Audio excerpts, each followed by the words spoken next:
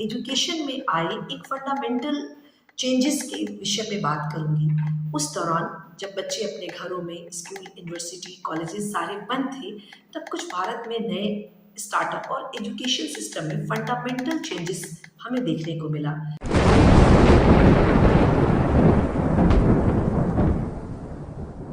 नमस्कार दोस्तों, मैं आप सबका स्वागत करती हूँ आफ्ताब परवेज के इस यूट्यूब चैनल माय डियर जिंदगी में। मेरा नाम आरती राय है और मैं भारतीय राष्ट्रीय महिला कांग्रेस की कार्यकर्ता हूँ। बट आज मैं अपने इस वीडियो में राजनीति संबंधित बातें नहीं करूँगी, कुछ दूसरे मुद्दे पर बात करेंगे। राजनीति की तो मैं आगे भी बात करती रहूँगी, बट ये बात उस समय की है जब पूरा विश्व, पूरा भारत एकदम बंद था कोविड के दौरान। ये वर्ष 2020 2021 की बात होगी और जिसमें खासकर मैं उस समय एजुकेशन में आए एक फंडामेंटल चेंजेस के विषय पे बात करूंगी। उस दौरान जब बच्चे अपने घरों में स्कूल, यूनिवर्सिटी, कॉलेजेस सारे बंद थे, तब कुछ भारत में नए स्टार्टअप और एजुकेशन सिस्टम में फंडामेंटल चेंजेस हमें देखने को मिला। कुछ स्टार्टअप कंपनियां जैसे Byju's, Vedantu, extra marks, physics वाला जैसे ऐप आए और उन्होंने एजुकेशन में अच्छा काम किया उन दौरान। लेकिन अब जब सारी चीज़ें थोड़ी नॉर्मल हो गई है, बच्चे स्कूल जाना शुरू कर दिए हैं, स्कूल कॉलेजेस खुल गए हैं, तब हमने सुना है खासकर एक कंपनी है ना, बायजू, रविंद्र बायजू उनके ऑनर थे, उनकी स्थिति कुछ इन दिनों अच्छी नहीं है। अब पेरेंट्स और बच्चों के बारे में ही मैं कुछ आगे बात करते हुए बताऊंगी कि क्या स्थिति है और किन बहुत सारे कारणों से क्यों वो सब कंपनियां उतना अच्छा नहीं कर पा रही जो कोविड काल में किया। लोगों ने उसमें इन्वेस्टमेंट किया, अपने बच्चों के लिए लिया कि बच्चे घर में पढ़ाई करेंगे।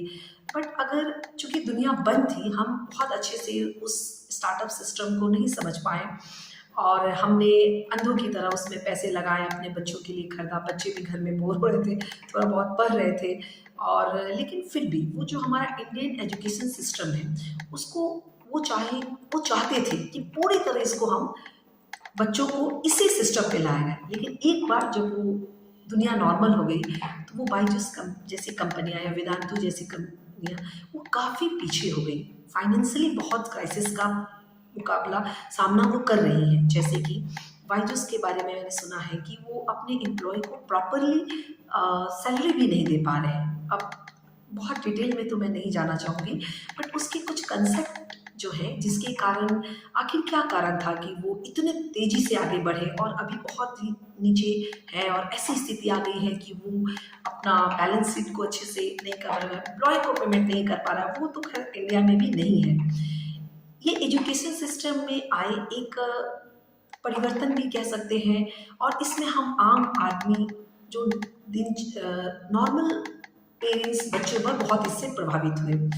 अब जैसे बायजूस की हम बात करते हैं। बायजू जो कंपनी है जब उसने अपना शुरू किया तो वो क्लास थर्ड से लेकर पूरा नीट, मेडिकल सबके लिए उसने कोर्सेज निकाले और क्लास 6-7 के भी सिलेबस वो इस तरह से उन्होंने लॉन्च किया कि सारा चीज़ इलेक्ट्रॉनिक मोड पे आ गया। जैसे फोटोसिंथेसिस को उसको समझाना है तो उसने पूरा सनलाइट, वाटर, ये सारे माध्यम से उसने समझाया। घर में बच्चे बैठे बैठे, अब एक कैपेसिटी थी, वो कितना देर बैठ सकते थे, 5-5, 6-6 घंटे की तो ऑनलाइन क्लासेस भी उनके चलते थे।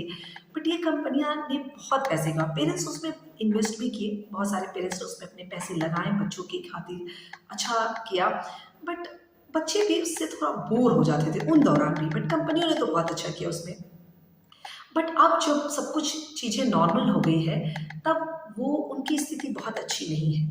उन सारे कोर्सेज को कोई नहीं ले रहा है और वो बिल्कुल घाटे में जा रहे हैं। बच्चे भी उसमें उतना इंटरेस्ट अब नहीं ले रहे हैं, सब कुछ खुल गया, अच्छा सा लगता है कि बच्चे लगे। लेकिन उस कंपनी ने उस समय भी एक गलती की थी कि उन्होंने पूरे भारतीय एजुकेशन सिस्टम जो हमारा इंडियन स्कूलिंग था या इंडियन कॉलेज सिस्टम था उसको वो पूरी तरह से कन्वर्ट करके एकदम डिजिटल में लाना चाहते थे, चाहे कोई भी हो। और उससे हुआ क्या कि वो स्कूल में तो केवल पढ़ाया ही नहीं जाता, स्कूल में एक बच्चे का सर्वांगीण विकास पे जोड़ दिया जाता है। उनको खेल, स्पोर्ट्स, म्यूजिक, डांसिंग, सिंगिंग, हर तरह की चीज़ें सिखाई जाती थी। बच्चे स्कूल जाके बहुत खुश होते थे। बट वो आप सोचो, एक कल्पना करो, एक ऑनलाइन 2-3-4 घंटे पढ़े, कितना पढ़ेंगे, बोर हो जाते थे बच्चे। उस समय तो चला, लेकिन अब वो इतनी कहते हैं कि इतना ज़्यादा अनियमितता था उन सारी कंपनियों में कि वो अब बैलेंस शीट को ही नहीं संभाल के पाए। और अभी तो बिल्कुल वो नहीं चल रहा है। बच्चे बहुत खुश हैं स्कूल जाके, पेरेंट्स भी अब उसमें नहीं इन्वेस्ट कर रहे हैं। मैंने खुद का मतलब मैं अपना बता सकती हूँ, मैंने अपनी बेटी के लिए वेदांतु का 9th और 10th का 2 साल का कोर्स लिया था, बट वो बिल्कुल उससे नहीं पढ़ पाई। बोलती थी मैं बिल्कुल नहीं पढ़ पाई, और हम किसी मार्केटिंग एंड फाइनेंस के चक्कर में आ गए।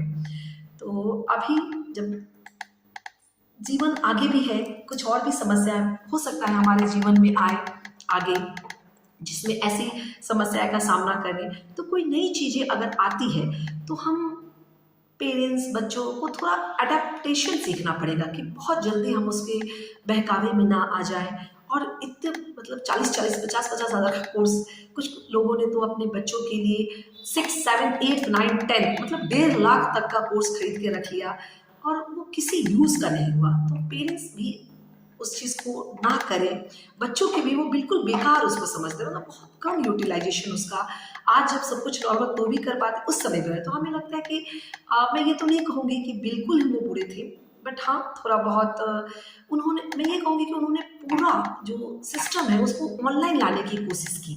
और अभी तो बहुत सारे फाइनेंशियली क्राइसिस से वो गुजर रहे हैं। मैं हर मुद्दे पे तो बात नहीं करूँगी, बट मैं ये कह रही हूँ कि पेरेंट्स ने जो उनको खरीदा और अपने बच्चों पे प्रेशर किया कि हम उससे पढ़ें, बच्चे भी उतने अच्छे से उसको कर नहीं पाए। तो बस ये मैं कहना चाहती हूँ कि आने वाले समय में ऐसी बहुत सारी टेक्नोलॉजी आएगी जो हम अपने बच्चे के लिए लेना चाहेंगे, बट हम उसके बारे में और बेटर सोचें और तब उसमें इन्वेस्टमेंट करें। उससे पैसे की भी बहुत शॉर्टेज जो हमारे फैमिली में होगा उसे हम रोक सकते हैं, और अपने जीवन को उस पैसे से और कुछ बेटर बना सकते हैं। और बस ये प्रेयर रहेगा कि जीवन नॉर्मल रहे, स्कूल कॉलेज ये सब चलता रहे, ऑफिसेस चलती रहे, अच्छे से जीवन रहे। मैं ये इस विषय पे आज बात करना चाहती हूँ। आप अपने कमेंट में बताएं कि आपको मेरा ये वीडियो कैसा लगा और किस विषय पे आप वीडियो देखना चाहते हैं। ऐसे मैं राजनीति पार्टी से जुड़ी हुई हूँ, तो मैं अपनी राजनीति की बातें आगे के वीडियो में रखूँगी। फिलहाल अभी के लिए इतना ही। नमस्कार।